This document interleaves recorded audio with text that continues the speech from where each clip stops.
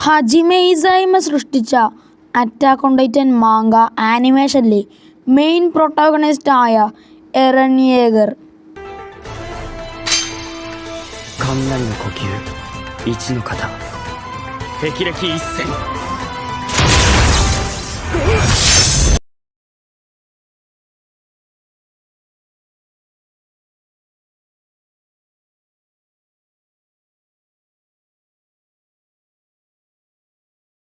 ബർത്തും early ലൈഫും നമുക്ക് ആദ്യം നോക്കാം.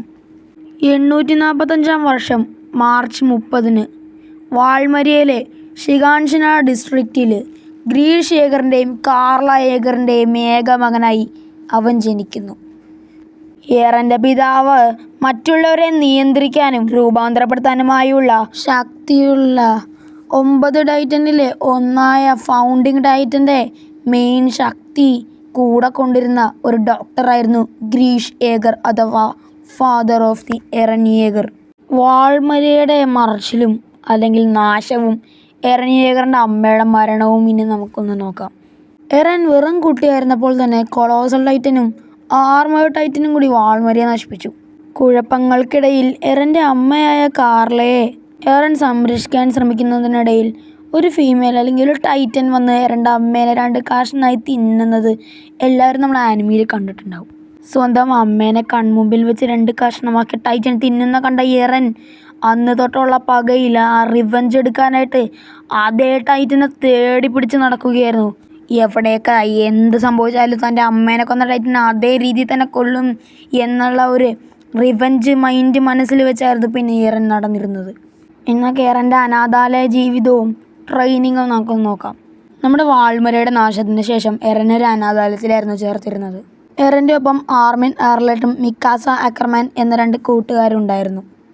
കഠിനമായ തൻ്റെ ട്രെയിനിങ് എന്തിനായിരുന്നു ചോദിച്ചു കഴിഞ്ഞാൽ വാൾമരയുടെ അപ്പുറത്ത് പന്തലിച്ച് കിടക്കുന്ന ടൈറ്റൻസിൻ്റെ അടിമുടി വറച്ച് അതിൻ്റെ വേര് പിഴുതെടുക്കാനായിട്ട് അങ്ങനെ ഒരു ജോലിക്ക് തന്നെ എറൻ കയറുകയെന്ന്.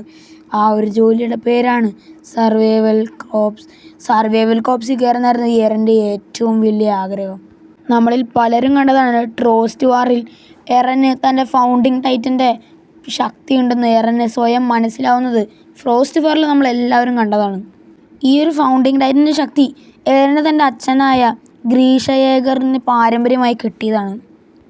പരമ്പര പുരോഗമിക്കുമ്പോൾ ടൈറ്റൻസിൻ്റെയും മതിലുകളുടെയും അവരുടെ ലോകത്തിൻ്റെയും യഥാർത്ഥത സ്വഭാവത്തിൻ്റെയും പിന്നിലെ ഇരുണ്ട രഹസ്യങ്ങളും എറനും എറൻ്റെ ഫ്രണ്ട്സും കൂടി കണ്ടെത്തി.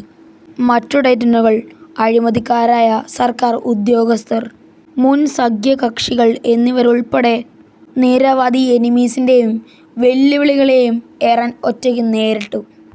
ദി റംബ്ലിംഗ് എറൻ്റെ പരിവർത്തനവും പരമ്പരയുടെ അവസാന ഘട്ടത്തിൽ പ്രതികാരത്തിനായുള്ള എറൻ്റെ ആഗ്രഹവും തൻ്റെ ഫ്രണ്ട്സിനെയും മനുഷ്യത്വത്തെയും സംരക്ഷിക്കാനുള്ള എറൻ്റെ ആവേശം ലോകത്തെ നശിപ്പിക്കാൻ ഭീഷണിപ്പെടുത്തുന്ന ഒരു വിനാശകരമായ സംഭവമായ ദി റംബ്ലിംഗ് അഴിച്ചുവിടുന്നതിലേക്ക് എറൻ നയിക്കുന്നു.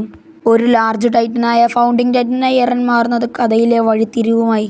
ദി റംബ്ലിംഗ് തടയാനും കൂടുതൽ നാശം തടയാനും എറൻ്റെ തലയെറുത്ത് കൊല്ലുന്ന മിക്കാസ അക്കർമാൻ്റെ കൈകളാൽ എറൻ്റെ കഥ അവസാനിക്കുന്നു. ഒടുവിൽ എറൻ്റെ ത്യാഗം മനുഷ്യരാശിയെ രക്ഷിക്കുന്നു. കൂടാണ്ട് നോക്കിക്കഴിഞ്ഞാൽ അതിന് അവർക്കൊരു വലിയ വില കൊടുക്കേണ്ടി വരുന്നു. സോ ജസ്റ്റ് ഒരു ക്യാരക്ടർ എക്സ്പ്ലനേഷൻ ആയിരുന്നു. അത് വോയിസ് ഇച്ചിരി ഹൈ ആക്കി ചെയ്ത് കാരണം ഇച്ചിരി ബോറായിരിക്കും. സോ എറനായിരുന്നു ഈ പ്രാവശ്യം. അടുത്ത പ്രാവശ്യം നമ്മൾ ചെയ്യാൻ ഉദ്ദേശിക്കുന്നത് ക്യാപ്റ്റൻ ലീവൈ അക്കർമാനാണ്. സോ അപ്പോൾ അടുത്തൊരു വീഡിയോ കാണുന്നവരെ എല്ലാവർക്കും ബൈ.